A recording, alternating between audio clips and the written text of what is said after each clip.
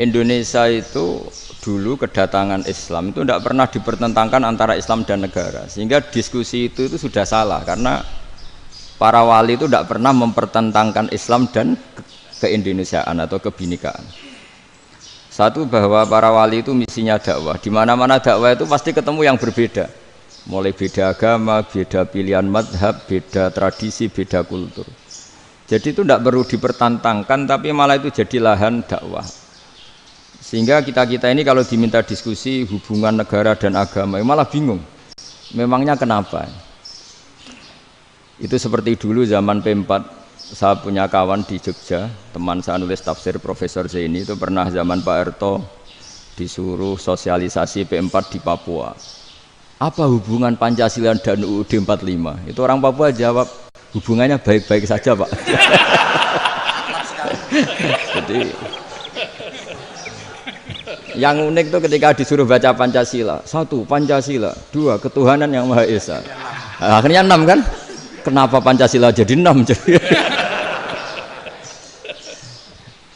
Yang unik itu ketika ditanya, ini saya melihat langsung di TV 7 itu, Indonesiaku itu. Ada anak-anak kecil ditanya, bendera ini milik siapa? Bendera merah putih itu. Jawabannya apa? Milik sekolahan Pak aja. Karena memang milik sekolah. Itu yang tanya itu kaget. Milik sekolahan Pak. Nah, tentang tema ini mohon dibaca ini langsung start ya, langsung serius karena tadi sudah kayak jurkam tadi, ini yang langsung khas ilmuwan. Ini sebagai penghormatan saya pada Yunisma, ini khas keilmuan. Imam Zuhri adalah gurunya Imam Malik. Ya, saya ulang lagi ya, Imam Zuhri adalah gurunya Imam Malik. Halaman 29.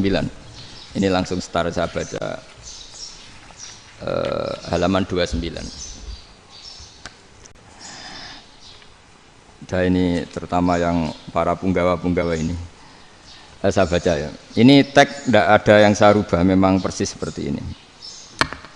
Bismillahirrahmanirrahim. Yaqulu Zuhri, ini gurunya Imam Malik. Fama futiha fil islami fathun qablahu kana a'zama minhu. Innama kanal qitalu haitsul taqon nasu.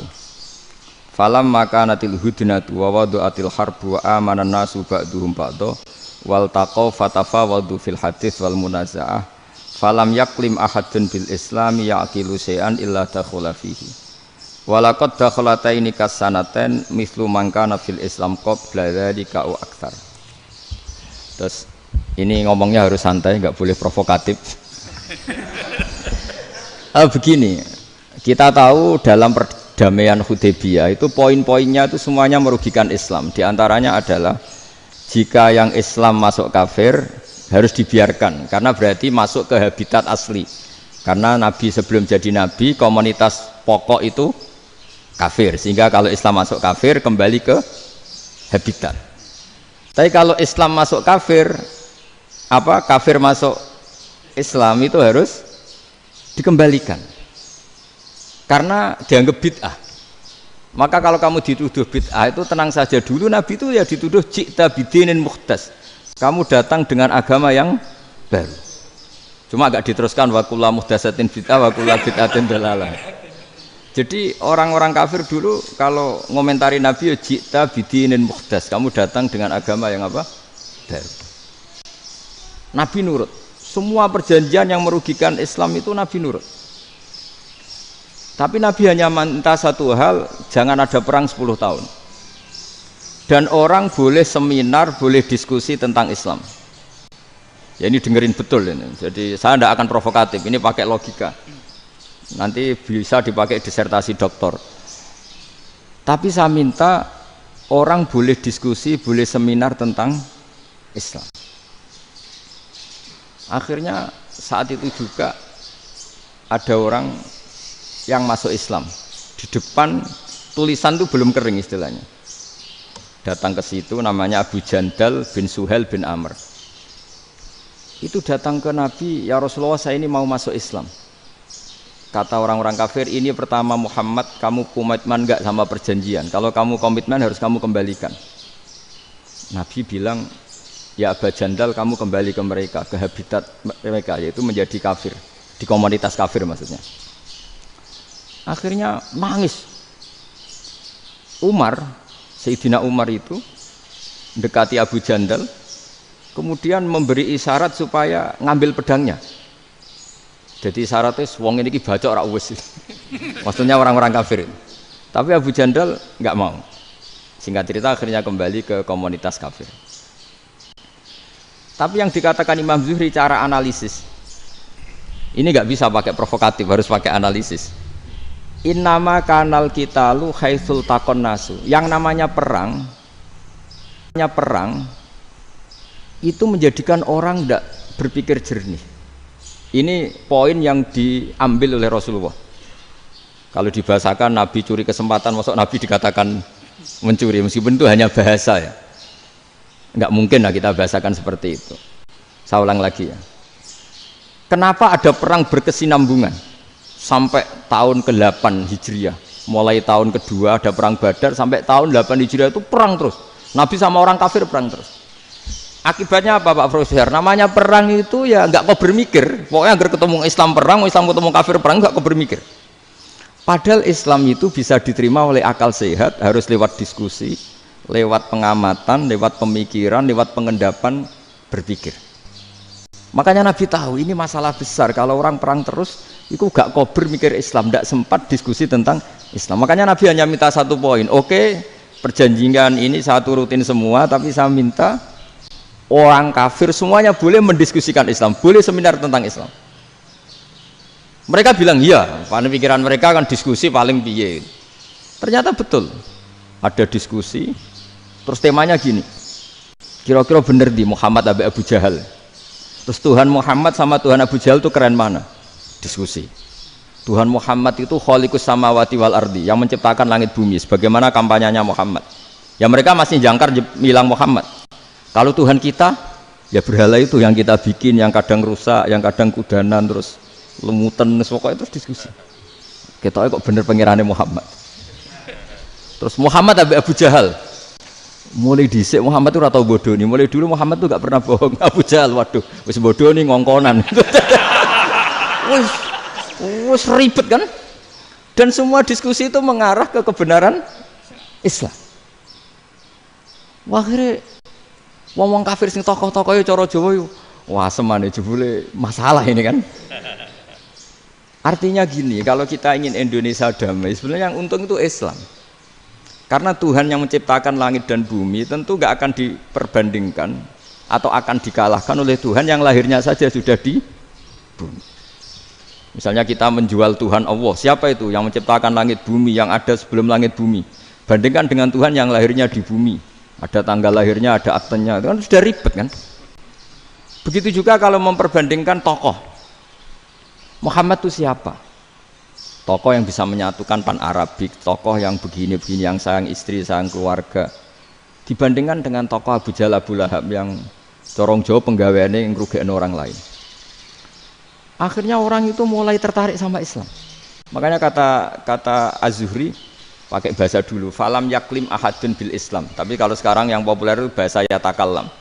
Sebenarnya yang benar itu bahasa kalimah yaklimu kalaman, karena masdarnya itu kalam, berarti sulasi nopo mujarrad. Tapi di fi'ilnya itu mujarradnya enggak kelaku. Jadi di fi'ilnya takallama yatakallamu, tapi untuk masdarnya yang kelaku kalaman. Jadi ini agak unik, agak enggak lazim. Sebenarnya kan takallama yatakallamu takalluman, tapi di masdarnya kalam populer, tapi di fi'ilnya tidak populer.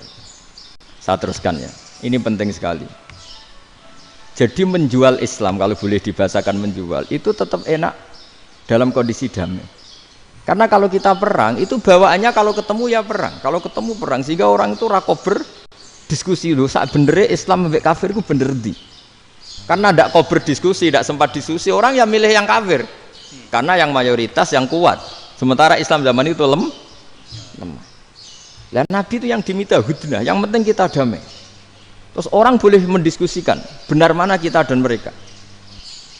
Ya setelah diskusi ya tadi kan nggak mungkin Allah yang begitu keren hebat pencipta langit bumi dibandingkan berhala yang mengurus dirinya sendiri saja tidak bisa. Walhasil terus orang mulai tertarik sama Islam dan aturannya nggak boleh dilarang diskusi itu. Nah makanya saya pernah ditanya beberapa profesor di Jogja, Gus, suatu saat kalau kampus paling keren di Jogja ini ada Islamic Studies, kemudian pengajarnya dari berbagai agama, ini riskan nggak bagi Islam? Saya jawab, asal yang didiskusikan Islam itu nggak masalah, yang repot itu nak umat Islam. Karena kalau umat Islam yang jadi percontohan, banyak raja yang dolim, banyak pemimpin muslim yang dolim, terus identik dengan Islam itu jadi dolim, kan ribet.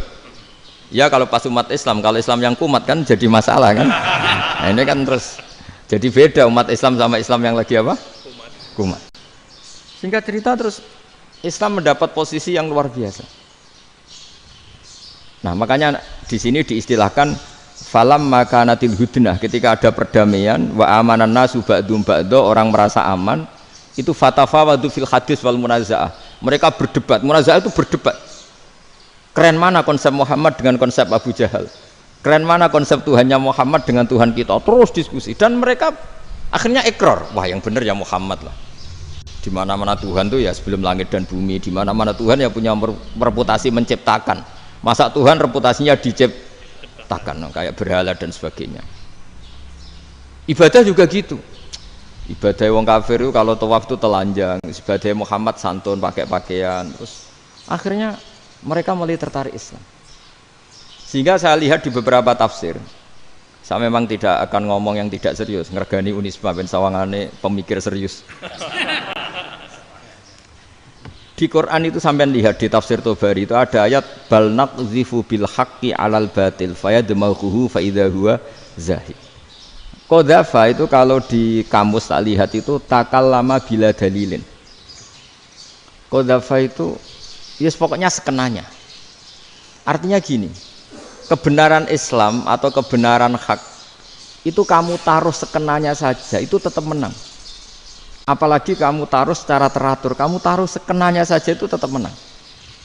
Sehingga di sini banyak sahabat yang hidup di Cina. Sekarang juga banyak orang alim yang milih hidup di Amerika, banyak orang alim yang milih hidup di Inggris. Dan mereka pede, percaya diri, karena kebenaran itu kamu letakkan di mana saja, itu tetap akan menang, akan menemukan momentum kemenangannya. Misalnya gini, contoh paling gampang. Dulu para peneliti, saya ulang lagi, dulu para peneliti itu ya datang kemana-mana, termasuk Ibnu Battuta, termasuk Ibnu Khaldun, ya semua peneliti itu suka neliti.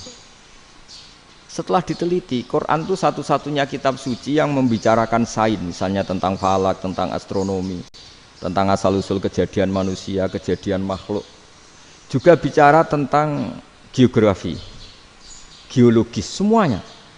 Sementara kitab lain hanya cerita tentang mawaid wal hikam wal ibar. Jadi diteliti kayak apa, pada akhirnya hak ini yang menang. Bal naqdhifu bil haqqi 'alal batil fayadmaghu fa idza huwa zahid. Saya berkali-kali cerita, ada ulama yang ahli matematika. Ketika ditanya kenapa kamu suka ngajar matematika, sampai muridnya itu ragu, ini guruku mlebu swarga ta ora, penggaweane mulang matematika. Tapi para muridnya bermimpi bahwa Imam Amudi itu disuruh ngajar para malaikat. Dan itu pede betul dia. Kata Allah, ini ulama saya yang iman kepada saya setingkat iman kamu. Jadi malaikat itu tidak mungkin Gusti, kita menyaksikan langsung engkau, sementara ini di bumi nggak nyaksikan jenengan. Kenapa bisa sepede dan seyakin itu? Akhirnya Imam Amudi disuruh ngajarin matematika. Jadi Anda kalau profesor itu nanti harus sempat ngajari malaikat, itu baru benar-benar profesor. Jadi nanti di akhirat ngajari siapa? Malaikat. Jadi ada seminar yang melibatkan banyak malaikat, narasumbernya itu seorang profesor. Itu ketika kenapa engkau begitu yakin kalau Allah itu Tuhan dan Allah itu Al-Wahidus Shomad. Terus Imam Amudi mulai nulis angka gak beraturan. 2, 3, 4, 5 sampai 1 miliar, 1 triliun, pokoknya enggak beraturan.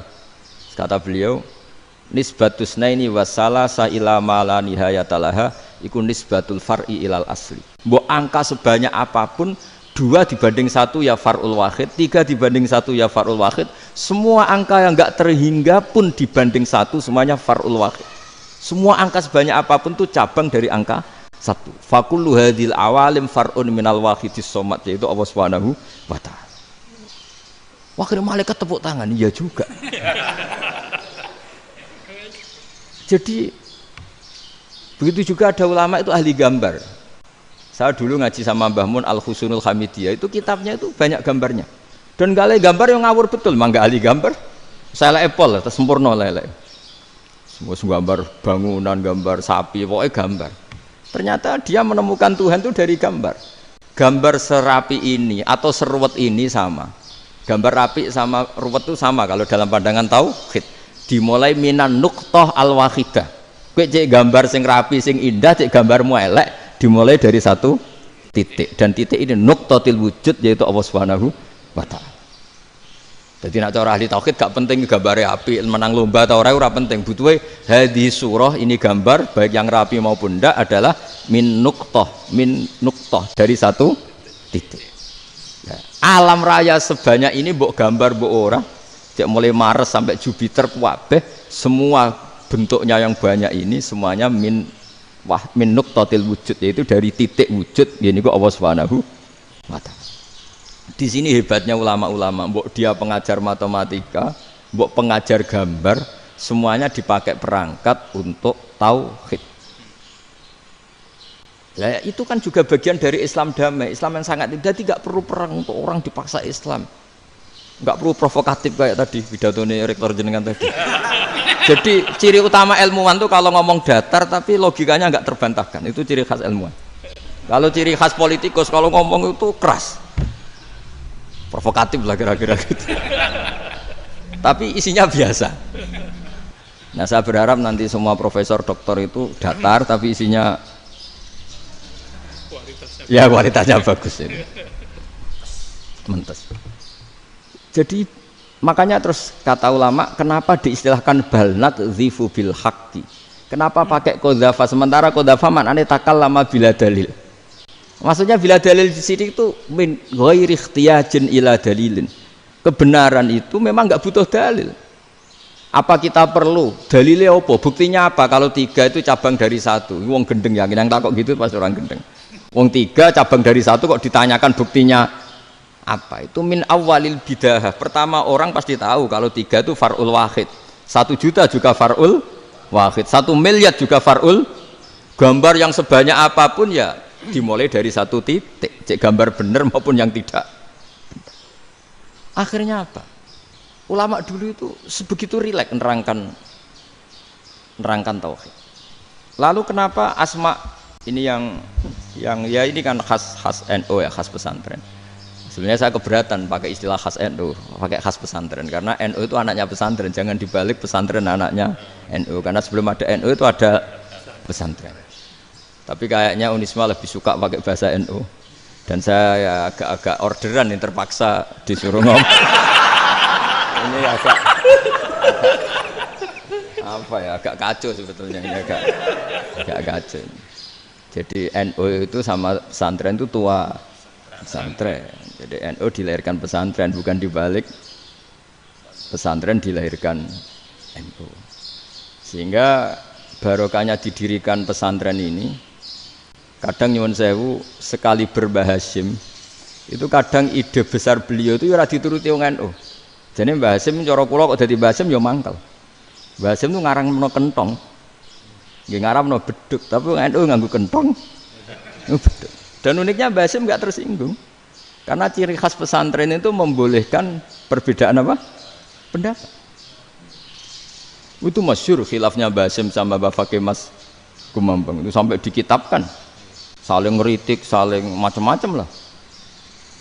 Jadi cara berpikir Mbah Hasim ketika Nabi rembukan, ini gimana ya cara menentukan waktu sholat ya? Ya pakai kentong ya Rasulullah, dzakalin nasoro itu untuk orang Nasrani. Ya pakai buk itu trompet, dzakalil Yahud itu untuk orang Yahudi. Terus, ada yang lagi pakai api ya Rasulullah, dzakalil Majusi itu orang Majusi. Setelah itu ada orang datang lari-lari cerita mimpi azan tadi. Ya itu terus dipakai sarana pemanggilan sholat ya azan itu. Sehingga Mbah Hasim menolak kentong. Karena mantas sababi kaumin fahuwa minhu. Beliau keras sekali sampai bilang haram.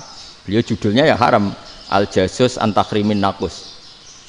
Setelah naskah itu sampai ke Mbah Fakih Mas Kumambang di Gresik situ, di daerah Dukun situ.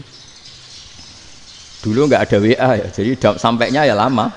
Makanya saya sampai sekarang nggak punya WA karena ya saya ulama kan, kalau WA-an terus ya jadi ulama. Nggak jadi ulama main WA-an terus itu. Lah itu termasuk rektor nggak kober mikir itu mesti kebanyakan WA.